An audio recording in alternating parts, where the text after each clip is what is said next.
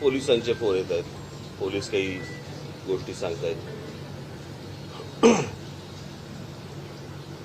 सर्वसाधारणपणे आता अनेक ठिकाणी आमच्या पदाधिकाऱ्यांना, माझ्या महाराष्ट्र सैनिकांना पोलीस नोटिसेस पाठवत आहेत, डिटेन करतायत, पकडतायत.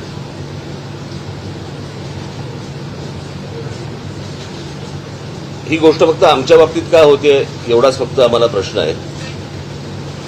जे कायद्याचं पालन करतायत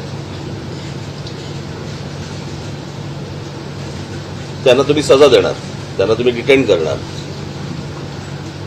आणि जे कायद्याचं पालन करत नाहीयेत त्यांना तुम्ही मोकळीक देणार. तरी मी आज तुम्हाला एवढं निश्चित सांगेन की जवळपास 90-92% ठिकाणी महाराष्ट्रामध्ये सकाळची अजान झाली नाही. सर्व ठिकाणी आमचे लोक तयारच होते. पण मी खास करून त्या सर्व मशिदींमध्ये जे काही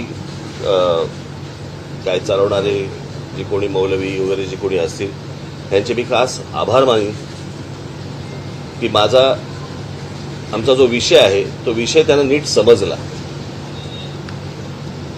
तर मला आता मुंबईचा जो रिपोर्ट आलाय,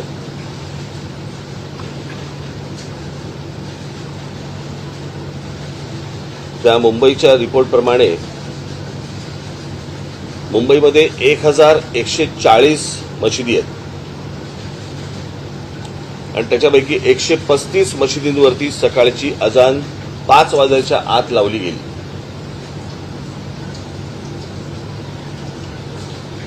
काल मला ते विश्वास नांगरे पाटील यांचा मला काल फोन आला होता आणि त्यांनी सांगितलं की आम्ही सर्व मशिदींशी बोललेलो आहोत, त्यांच्या मौलवींशी बोललेलो आहोत, ते कोणी सकाळची अजान लावणार नाही. मग या ज्या 135 मशिदींवरती जी अजान सकाळी 5च्या आत झाली, यांच्यावरती आत्ता राज्य सरकार कोणती कारवाई करणार आहे की फक्त आमच्याच मुलांना उचलणार आहे?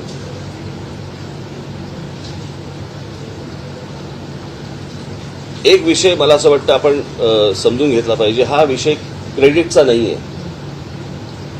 की हे आमच्यामुळे झालं किंवा कोणामुळे झालं, हा विषय नाहीये. मला असं वाटतं की सामंजस्याने जर सगळ्यांनी जर हे विषय नीट हाताळले तर हा विषय सगळ्यांचा आहे. म्हणजे हा एकटा क्रेडिट काय बाबा आमच्यामुळे 92% ठिकाणी अजान झाली नाही, मला नाही असल्या क्रेडिट घ्यायची इच्छा पण नाही.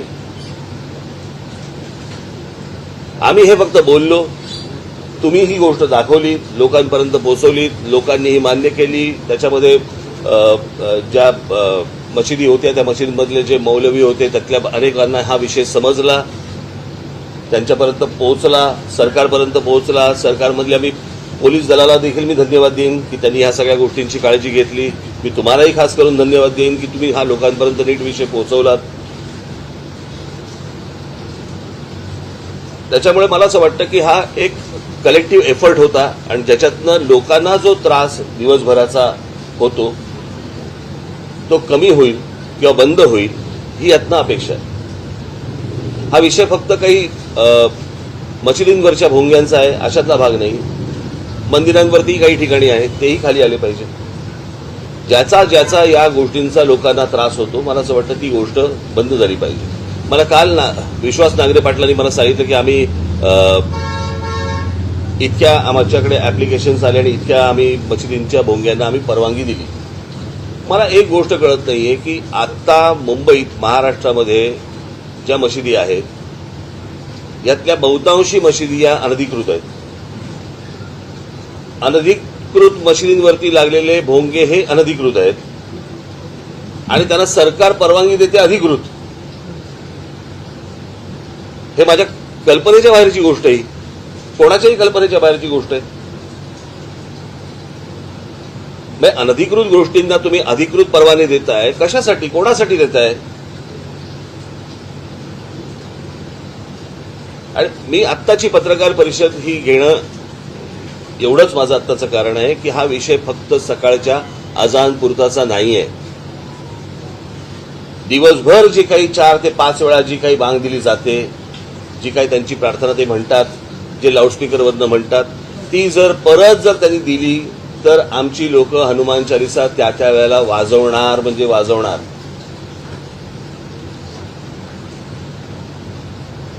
प्रश्न असा आहे की सुप्रीम कोर्टाच्या आदेशाचं पालन जर समजा तुम्हाला करायचं असेल तर सुप्रीम कोर्टाने सांगितलेले डेसिबल्स मी काल माझ्या पत्रामध्ये दिलेले आहेत. साधारणपणे जिकडे लोकवस्ती असते त्या लोकवस्तीमध्ये 45 ते 55 डेसिबल पर्यंत तुम्ही स्पीकर लावू शकता परवानगी घेऊन.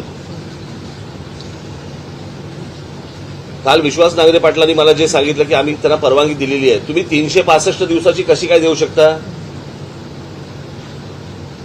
आम्हाला परवानगी देताना दिवसाची परवानगी तुम्ही देणार, सणासुदीला देताना तुम्ही 10 दिवसाची 12 दिवसाची अशी परवानगी देणार आणि ह्यांना 365 दिवसाची देणार. कशासाठी?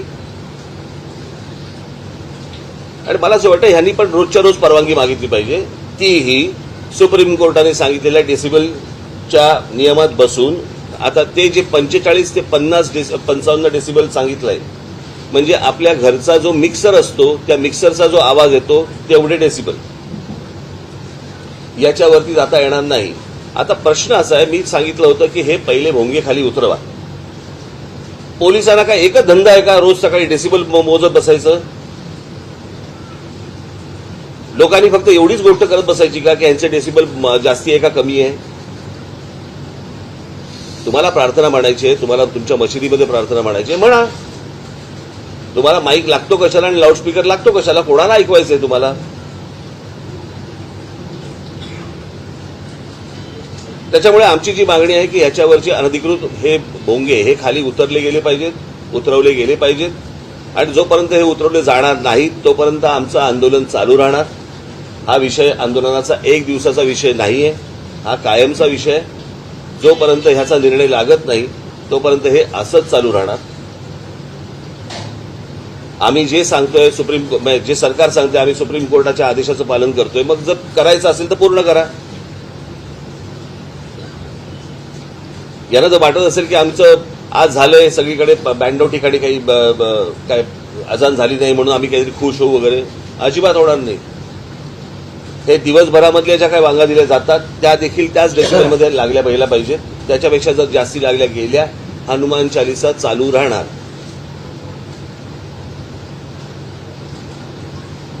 यांचा जर या बाबतीत, बरं मी काल पण सांगितलंय परत एकदा सांगतो, हा सामाजिक विषय, हा धार्मिक विषय नाही. याला जर धार्मिक वळण द्यायचा जर त्यांनी प्रयत्न केला तर त्याला आम्ही धार्मिक वळण देऊ.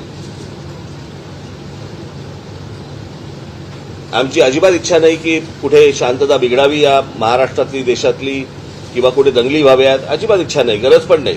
तुमच्या जर लक्षात असेल तर परवा दिवशी माझ्या संभाजीनगरला भाषण चालू असताना ज्या वेळेला तिकडे बाग दिली गेली त्यावेळेला मी हे पोलिसांना सांगितलं.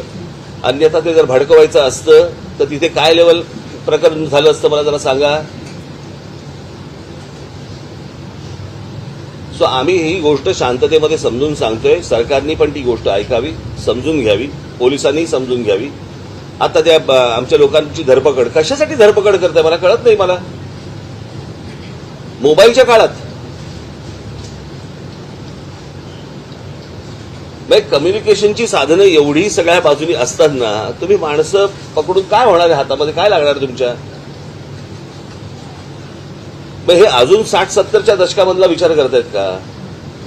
की राज ठाकरेचं भाषण सुरू झाल्यावरती तिकडची वीज बंद करा. अरे वीज काय बंद करायची? मोबाईलवरती दिसतं की भाषण.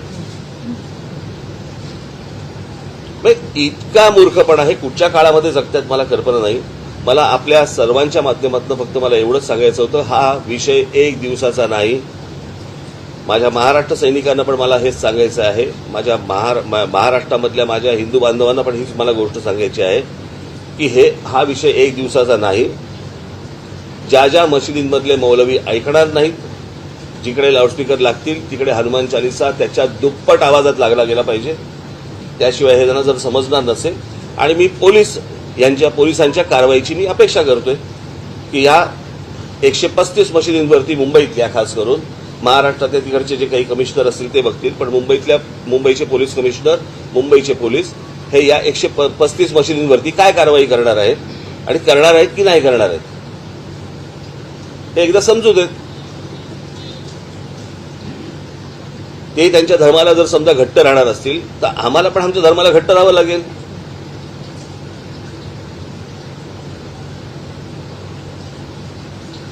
याचा पोलिसांनी विचार करावा, सरकारने विचार करावा आणि मला असं वाटतं की या महाराष्ट्रात शांतता नांदावी, लाऊडस्पीकर्स बंद व्हावेत. जेव्हा तुम्हाला सणासुदीला लागतायत, काही सभांना लागतायत, कुठच्या कारणाला लागतायत, आपण समजू शकतो लाऊडस्पीकर. पण 365 दिवस सकाळी उठल्यापासून दिवसभरामध्ये 4-4, 5-5 वेळा तुम्ही जर ऐकवणार असाल तर आम्हाला नाही ऐकायचंय ते. याचा महिलांना, विद्यार्थ्यांना, कोणी आजारी ग्रस्त असतील त्यांना त्या गोष्टींचा त्रास होतो. एवढं पण समजत नाही ह्यांचा धर्म मोठा माणुसकीपेक्षा. परंतु मी परत सांगेन आपल्याला की ज्या मशिदींवरचे सकाळी आज अजान झाली नाही त्यांनी देखील याच्या पुढे ज्या वेळेला त्यांना काय प्रार्थना म्हणायची आहे, एक तर पोलिसांनी हे भोंगे खाली आणले पाहिजे. तुम्हाला जी काय प्रार्थना करायची मशिदीमध्ये करा आणि हे आवाज बंद झाले पाहिजेत महाराष्ट्रामधले. एवढीच फक्त मी अपेक्षा करतोय. परत एकदा सांगतो, हा विषय एक दिवसाचा नाही. तुम्ही 4 तारीख म्हणून 4 तारीख पकडू नका. हा कायमस्वरूपी राहणार जोपर्यंत विषय निकाली लागत नाही तोपर्यंत. सर, एक प्रकारे तुम्ही हे आंदोलन जे आहे ते तीव्र करताय, म्हणजे एक प्रकारे जोपर्यंत हा मुद्दा सुटत नाही तोपर्यंत तुम्ही हे आंदोलन तीव्र करताय. यामुळे समाज स्वास्थ्य किंवा कायदा सुव्यवस्थेची परिस्थिती याचा विचार त्यांनी करायचा आहे, मी नाही करायचा आहे ना. मी तर सोपं सांगतोय की ही गोष्ट बंद करा म्हणून. तुम्ही मला काय प्रश्न विचारताय? असा एक आरोप केला जातो. प्रश्न आरोप करण्यापेक्षा त्यांना सांगा ना की ही गोष्ट बंद करा.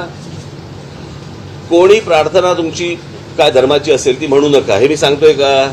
मी हे बोलतोय का? नाही.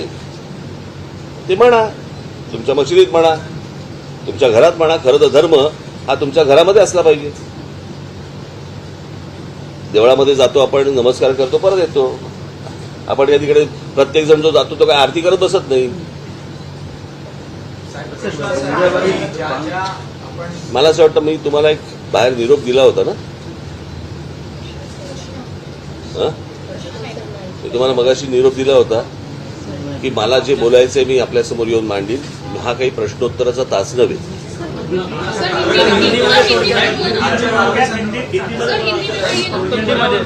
मैंने काल गुन्हा दाखल झाला औरंगाबाद माझं हिंदी चांगलं नाही रे एवढं.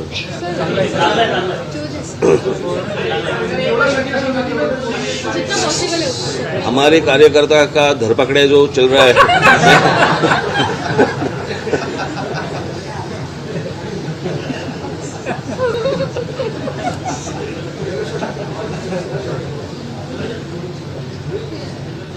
आज 4 तारीख है. 4 तारीख को हम लोगों ने मस्जिदों के ऊपर के जो लाउडस्पीकर है वो बंद करने के लिए सरकार को विनती की थी. और 4 तारीख के बाद हम लोग अगर लाउडस्पीकर चलाए गए तो उसके सामने हम लोग हनुमान चालीसा इस महाराष्ट्र में, देश में लोग चलाएंगे, लाउडस्पीकर के ऊपर चलाएंगे, ये हम लोगों ने कहा था. उसके हिसाब से अगर महाराष्ट्र में आज का मुझे जो समझ आया है, जो सुबह मुझे बताया गया, उसके हिसाब से कुछ 1400 या 1500 कुछ मस्जिदें हैं और उसके ऊपर से 135 मस्जिदों के ऊपर सुबह 5 बजे के पहले जो सुप्रीम कोर्ट ने जो बताया वो नियम तोड़कर 135 मस्जिदों के ऊपर सुबह अजान लगाई गई लाउडस्पीकर के ऊपर. मैं पूछ रहा हूं महाराष्ट्र की पुलिस को, इन 135 मस्जिदों के ऊपर आप कौन सी कार्रवाई करने वाले हैं? आप हमारे कार्यकर्ताओं को पकड़ रहे हैं और इनके ऊपर कौन सी कार्रवाई कर रहे हैं? आपको मैं बता दूं कि ये एक दिन का आंदोलन नहीं है, ये जारी रहेगा. और इसके बाद भी जहां जहां पे ये जो सुप्रीम कोर्ट ने डेसिबल का जो नियम बताया है, मैंने आपको बताया कि सुप्रीम कोर्ट ने जो बताया है कि 45 से 55 तक डेसिबल होना चाहिए लाउडस्पीकर का. 45 से 55 डेसिबल का लाउडस्पीकर होना चाहिए. इसका मतलब है हमारे घर में हम लोग जो मिक्सर लगाते हैं, ग्राइंडर मिक्सर जो लगाते हैं, उसका जो आवाज रहता है उतना आवाज. अगर इसके आगे जाएंगे तो उनके ऊपर कार्रवाई होनी चाहिए. ये सुप्रीम कोर्ट ने कहा है. मैं देख रहा हूं कि कार्रवाई हो रही है या नहीं हो रही है, होगी या नहीं होगी, या सिर्फ हमारे ऊपर होगी.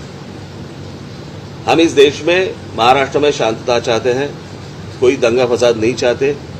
हम सिर्फ चाहते हैं कि जैसे मस्जिदों के ऊपर है, अगर इलीगली अगर मंदिरों के ऊपर भी होगा वो भी निकालो आप। ये विषय सामाजिक है, ये धार्मिक विषय नहीं है, ये पहले समझ लो आप। और उसके हिसाब से मुझे लगता है किसी भी सरकार को इस देश में, किसी भी राज्य सरकार को या वहां की पुलिस को इस तरह की एक्शन उनको लेनी चाहिए। अगर आप सुप्रीम कोर्ट का अगर आप कंटेम्प्ट ऑफ कोर्ट कर रहे हो तो सुप्रीम कोर्ट इसके आगे क्या करने वाली है ये भी मुझे देखना है। कि एक बार फैसला सुना देती है आप, और फैसला सुनाने के बाद अगर नीचे जो सरकारें हैं वो उसका इम्प्लीमेंटेशन नहीं कर रहे हैं तो फिर फायदा क्या है सुप्रीम कोर्ट का। सुप्रीम कोर्ट का डिसीजन है, डिसीजन के बाद अगर सरकारें नहीं मानती तो क्या करेंगे आगे। और जब निवेदन की भाषा जब नहीं समझ में आती तब आंदोलन की भाषा शुरू हो जाती है। और इसके लिए आंदोलन है, ये एक दिन का आंदोलन नहीं है, ये चालू रहेगा जब तक ये आवाजें लाउडस्पीकर बंद नहीं होते, तब तक ये चालू रहेगा।